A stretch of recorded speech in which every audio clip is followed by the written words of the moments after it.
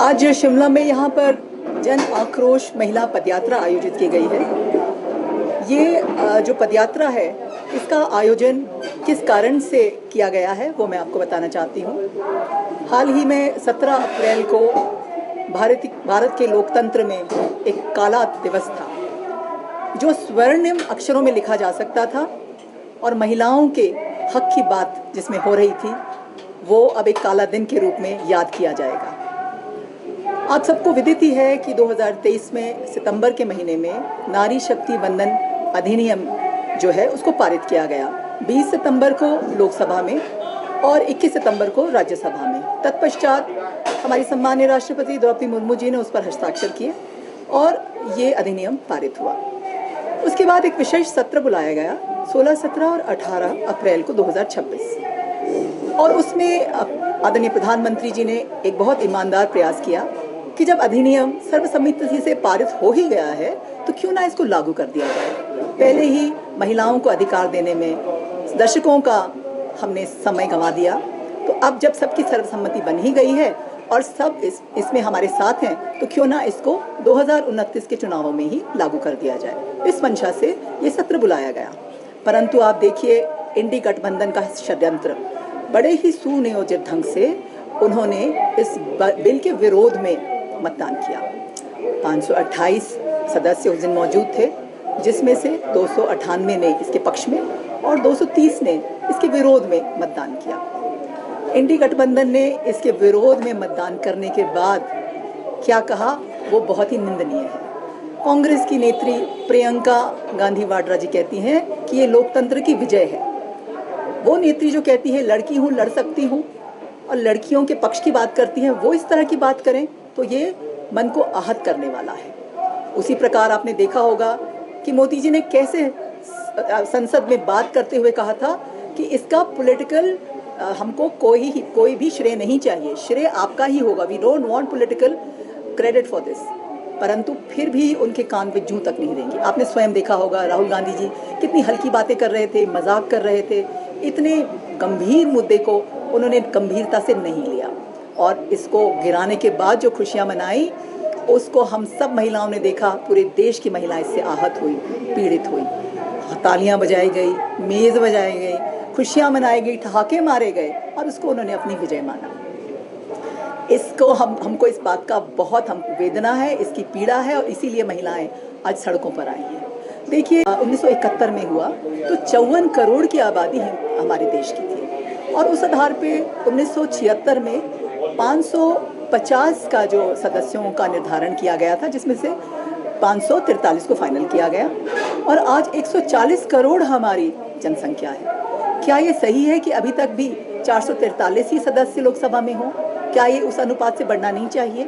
तो इसलिए परिसीमन होता है, इसीलिए जनगणना होती है। सेंसस जब अब हो रहा है, इट्स ऑलरेडी ऑनगोइंग, सेंसस की प्रक्रिया आरंभ हो चुकी है, परंतु इसको सिर्फ एक एक्सक्यूज बनाया गया, एक बहाना बनाया गया क्योंकि परिसीमन तो होना ही है। परंतु अगर हम परिसीमन का संशोधन करके इसको लागू कर देते 17 अप्रैल को तो 2029 में बहनें अपना 1/3 आरक्षण ले लेती और देश की सबसे बड़ी पंचायत में जाकर वो अपना योगदान देती, नीति निर्धारण में वो भी शामिल होती। परंतु इन पार्टियों को ये मंजूर नहीं था। इंडी गठबंधन की जो पार्टियां हैं ये परिवारवाद वाली पार्टियां हैं। इनको यदि महिला की बात करें, महिलाएं उनको केवल एक मतदाता के रूप में चाहिए, उनको एक भीड़ के रूप में चाहिए, रैलियों में बस में भर भर कर ले जाने के लिए चाहिए, हाथ में उनको झंडे पकड़ने के लिए चाहिए, दरियां बिछाने के लिए चाहिए। यदि महिलाओं का अधिकार की बात करें तो उनके परिवार की महिलाओं के अधिकार की बात वो करते हैं। कांग्रेस में अगर यदि सबसे पहले किसी महिला की बात होती है तो वो या सोनिया गांधी की होती है या प्रियंका गांधी वाड्रा की होती है। सपा में यदि बात होती है तो सबसे पहले डिम्पल यादव की बात होती है। इसी प्रकार आरजेडी में राबड़ी की बात होगी, मीसा की बात होगी। उनको परिवारवाद से ऊपर कुछ नजर नहीं आता।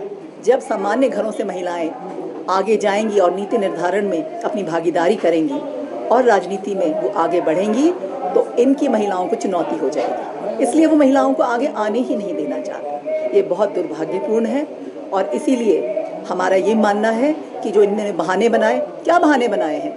हम महिलाओं के आरक्षण के पक्ष में तो हैं, परंतु परिसीमन नहीं होना चाहिए, परिसीमन का संशोधन नहीं होना चाहिए। हम महिलाओं के आरक्षण के पक्ष में तो हैं, परंतु सीटें नहीं बढ़नी चाहिए। हम महिलाओं के आरक्षण के पक्ष में तो हैं, पर दक्षिण के लोगों के साथ नाइंसाफ़ी हो जाएगी।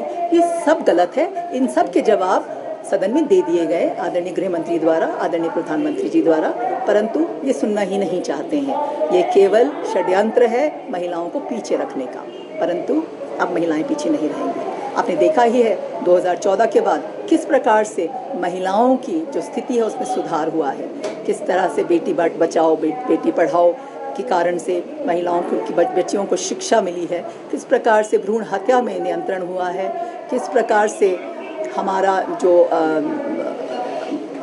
ये आगे की जो अनेक योजना है वो उसका लाभ महिलाओं को मिला है। अब आप देखिए प्रधानमंत्री आवास योजना से 73% जो घर हैं वो महिलाओं के नाम पर हैं। जो ये उज्ज्वला योजना है उससे धुएं से महिलाओं को राहत दी गई है। लगभग 10.5 करोड़ जो है कनेक्शंस एलपीजी के जो महिलाओं को दिए गए हैं। इसी प्रकार से जो नल हैं वो घरों घरों में लगे हैं, लगभग 15 करोड़ जो है कनेक्शंस दिए गए हैं। तो इस प्रकार से महिलाओं का सामाजिक और आर्थिक उद्धार हुआ है। ड्रोन दीदी, लखपति दीदी, आर्थिक तौर से भी महिलाएं आत्मनिर्भर हुई हैं। अब बात थी महिलाओं को राजनीति में भागीदारी देने की, उसका भी आदरणीय प्रधानमंत्री मोदी जी ने पूरा ध्यान रखा और इसलिए ये नारी शक्ति वंदन अधिनियम को आगे लाए। परंतु विपक्ष की जो काले कारनामे हैं वो सबके सामने है। किस प्रकार से उन्होंने महिलाओं के साथ विश्वासघात किया, किस प्रकार से उन्होंने महिलाओं की पीठ में छुरा घोंपा। महिलाएं इसका जवाब अवश्य ही देंगी। जन आक्रोश महिला पदयात्राएं पूरे प्रदेश में आयोजित की जाएंगी। आज भी हम यहाँ से अब ये पदयात्रा को लगभग 1:30 बजे आरंभ करेंगे और ये पीटर हॉफ और विलिस पार्क की तरफ जाएंगे। हम अपना हक लेके रहेंगे, हम अपना अधिकार लेके रहेंगे। ये कोई भीख नहीं है। वर्षों से जिसका हमने इंतज़ार किया है अब उसको लेने की बारी है और ये लोकतंत्र को भी मजबूती देगा और हमारे देश की विकास को भी मजबूती देगा। जब वर्ष 2023 ये बिल पास हुआ तो महिलाओं को उस बिल के आधार पर आरक्षण क्यों नहीं दिया जा रहा? जब पास ही हो चुका है, क्यों विशेष सत्र बनाने की जरूरत पड़ी, क्यों यहाँ पर सीटें बढ़ाने की जरूरत पड़ी? क्योंकि इससे कहीं ना कहीं अगर बात की जाए एक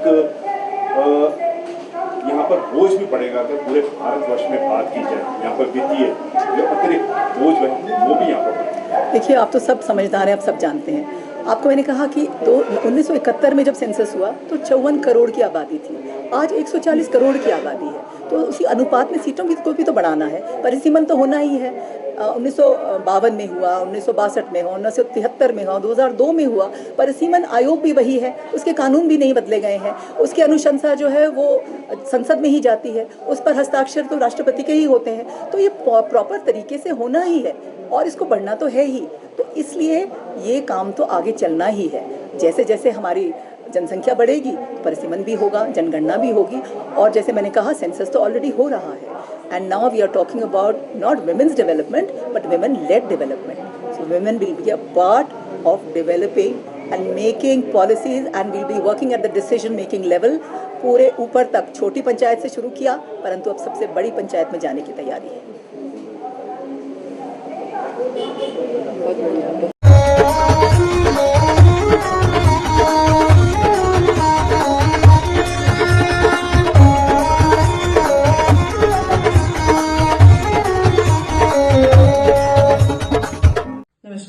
मैं Alka Bhardwaj, principal Gurukul international school Kunihar. Gurukul हमेशा से मानता है कि हर बच्चा स्पेशल है और उसमें सीखने की अनलिमिटेड पॉसिबिलिटीज हैं। हमारे पास डेडिकेटेड स्टाफ है जो कि बच्चों को सिर्फ बुकिश नॉलेज ही नहीं देते बल्कि उनके ओवरऑल डेवलपमेंट पे काम करते हैं और मॉडर्न एजुकेशन टेक्नोलॉजीज के साथ बच्चों को पढ़ाते हुए उन्हें संस्कार भी देते हैं। मैं आपको बताना चाहूंगी कि नेक्स्ट सेशन के लिए एडमिशन शुरू हो चुकी है, जिसमें कि इस बार हम ग्रेड नर्सरी से ग्रेड 1 तक नई एडमिशन पे एडमिशन फीस नहीं ले रहे हैं और ग्रेड 2 से ग्रेड 10 तक एडमिशन फीस पर 50% की छूट है। ये आपके बच्चे के लिए एक बहुत ही सुनहरा अवसर है। मैं आपसे रिक्वेस्ट करूंगी कि आप आए और एक बार जरूर गुरुकुल इंटरनेशनल स्कूल कुनिहार को विजिट करें। धन्यवाद। All the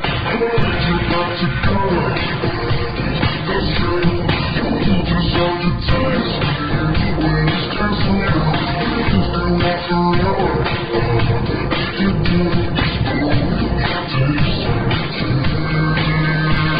Looking for a school that shapes not just students but future leaders. Welcome to Kasoli International Public School, a world-class residential institution where learning goes beyond classrooms. With a strong academic foundation, an advanced curriculum, and excellence in sports and co-curricular activities, we focus on complete development. Nutritious food, a safe boarding environment, and experienced teachers living on campus ensure constant care, discipline, and guidance. Enroll your child at Kasoli International Public School today. Admissions are now open. Give your child the future they truly deserve. Thank you.